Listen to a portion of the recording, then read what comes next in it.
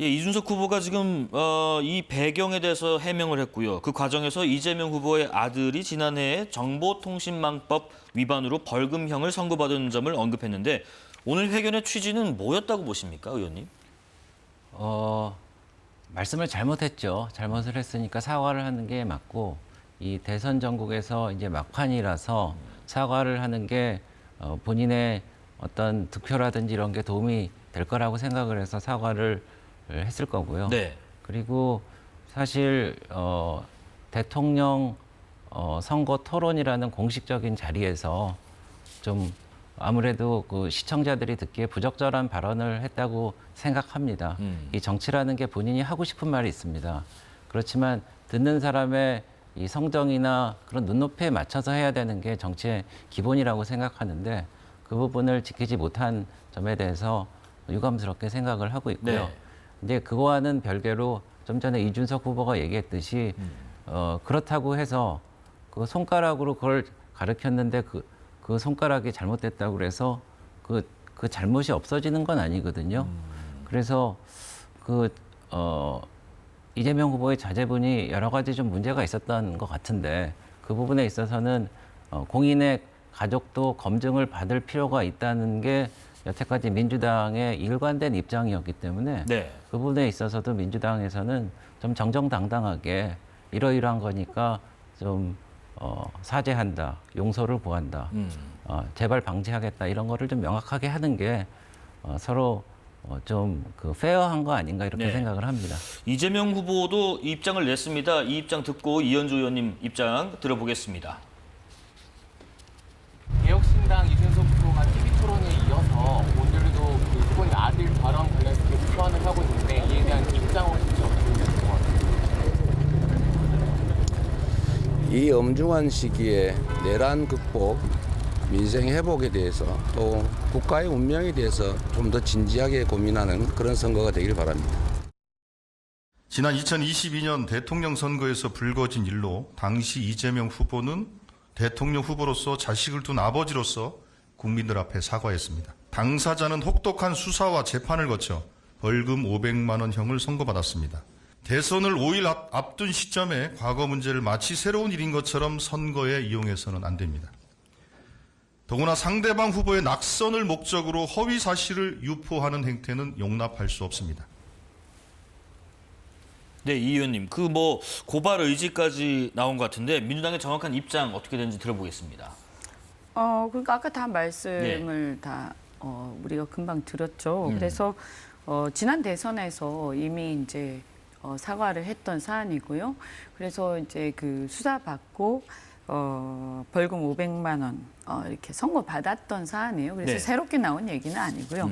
근데 이제 이준석 후보가 또 얘기한 내용에는 저희가 이제 이것을 다시 또 제가 반복하지는 않겠습니다. 왜냐하면 굉장히 말하는 게 다시 반복하는 것 자체가 2차 가해가 될 수 있기 때문에. 네. 근데 어쨌든 그 내용 안에는 또 약간 과장 내지는 허위가 좀 섞여 있고요.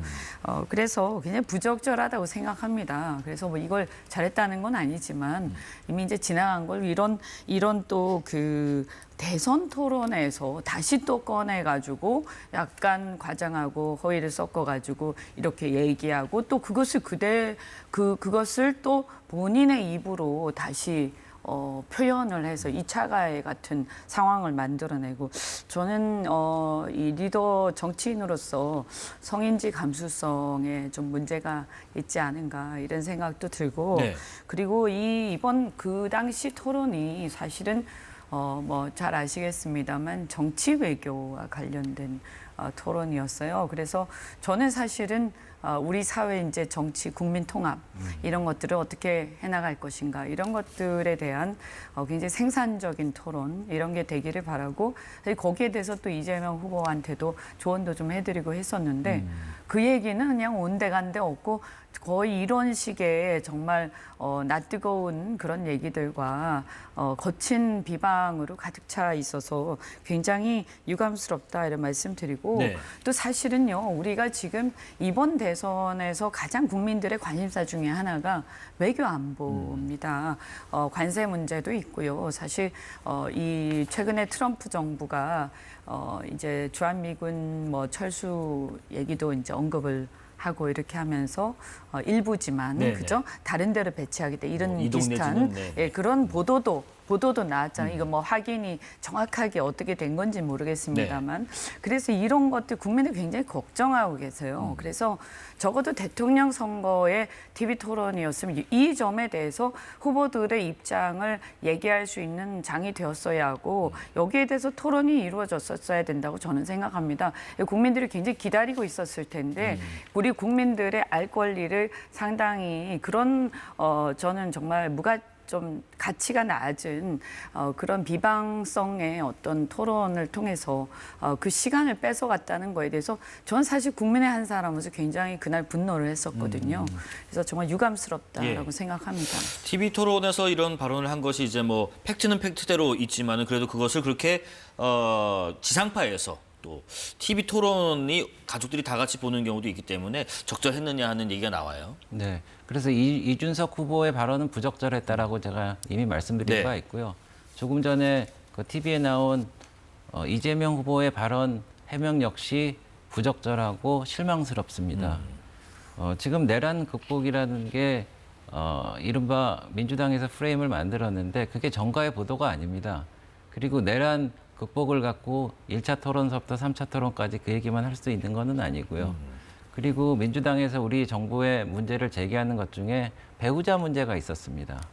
그러면은 지금 새로 대통령이 되려고 하시는 분의 수신 제가에 대해서 물어보지 않을 수가 없는데 그거에 대해서 물어봤다고 해갖고 뭐 낭비적이다 저는 뭐 그렇게는 생각을 아니, 안 하고 있고요. 낭비적이라는 게 아니라 이미 예, 다 예. 얘기가 네, 나왔고 네. 과거에 사과도 그게- 했고 또 네. 처벌도 받고 다 끝났으니까 거기서 네, 더 제가 좀 어떤 마무리를 하겠습니다. 진척이 될 수 있는 사안이 아니라는 거고요. 네, 그것을 뭐 네. 낭비 그런 얘기는 저는 아니, 한 제가- 적이 제가- 없습니다. 제가 좀 네. 그래서 네, 좀 네. 첨언을 네. 계속을 하겠습니다.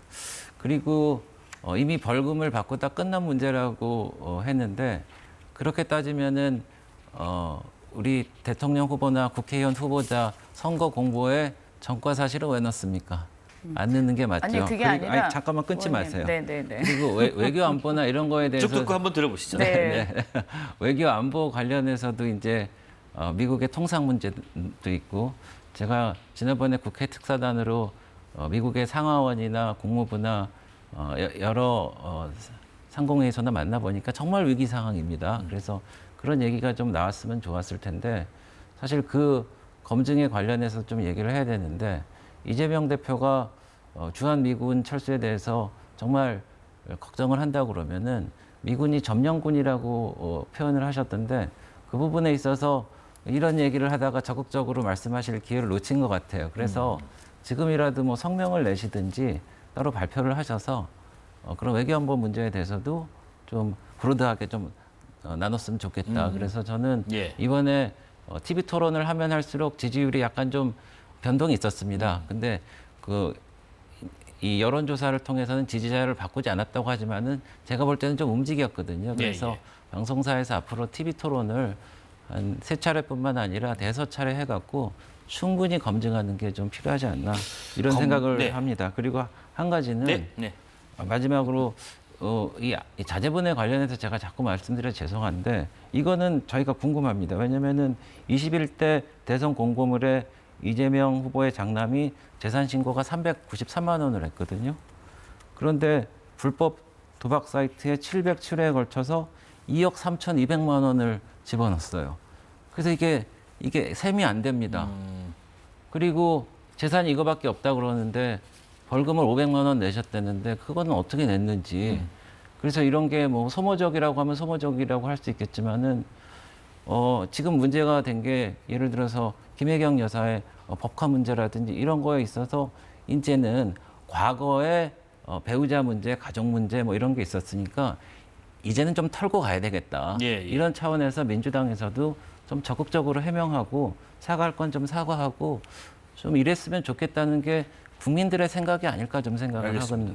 검증의 영역이 어디까지냐 뭐 이런 말씀도 있으신 것 같아요. 한번 말씀 들어보겠습니다. 아니 그러니까 예. 뭐 새롭게 제기하시는 거는 제기하시는 건데 이미 지난번에 제기해서 사과하고 처벌받은 거를 다시 또 제기하면 그러면 거기에 대해서 새롭게 얘기할 수 있는 게 없잖아요. 그죠? 그럼 이제 반복되는 건데 그럼 어떤 얘기를 더 하라는 것인지 저도 좀 궁금하고요. 네. 그래서 사실은 그것을 이제 얘기를 하면 할수록 계속 반복되는 것밖에 없는데 이제 이슈를 계속 시켜가지고 결국에는 말씀하신 것처럼 외교 안보나 정말 그런 문제들이 토론할 수 있는 시간을 뺏는 것밖에 안 된다 이런 말씀을 드리는 거지 이게 뭐 끝난 문제다 이런 건 아니죠. 하지만 그것만 계속 얘기할 수는 없는 거 아니겠습니까? 그런 얘기입니다. 네네. 그리고 아까도 이렇게 뭐 주한미군이나 이런 거 당연히 그렇지 않겠습니까? 대통령이 되고자 하는 분인데 그런 거 걱정 안 하겠습니까?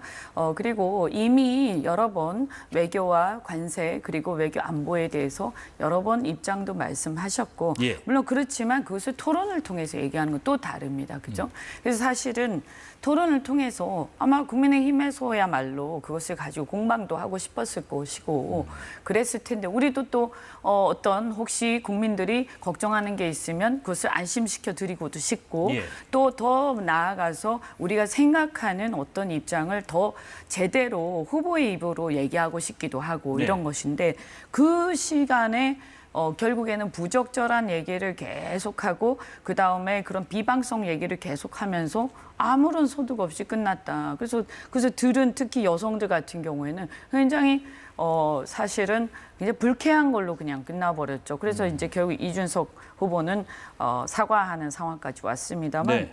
저는 우리가 토론을 하는 입장에서 물론 상대를 공격하고 이런 건 좋지만 그래도 대통령 선거인데요. 우리 국민들이 보는 입장에서 우리나라의 지도자들이 저런 생각을 갖고 있구나라는 것을 알 수 있는 굉장히 중요한 알 권리를 충족시키는 기회입니다. 그게 유리하든 불리하든 간에. 네네. 그걸 따지고 이 지지 여부를 결정하는 거기 때문에 네. 저는 그 시간을 그렇게 뺏어서는 안 된다라고 생각합니다. 자, 이번 발언 이후에 뭐 개혁신당 민원 게시판에는 개혁신당을 뭐 탈당하겠다는 주장이 글이 올라오는 상황이라고 하더라고요. 이준석 후보의 어떤 긴급 회견이 민심을 돌릴 수 있을지 앞으로 지켜보겠습니다.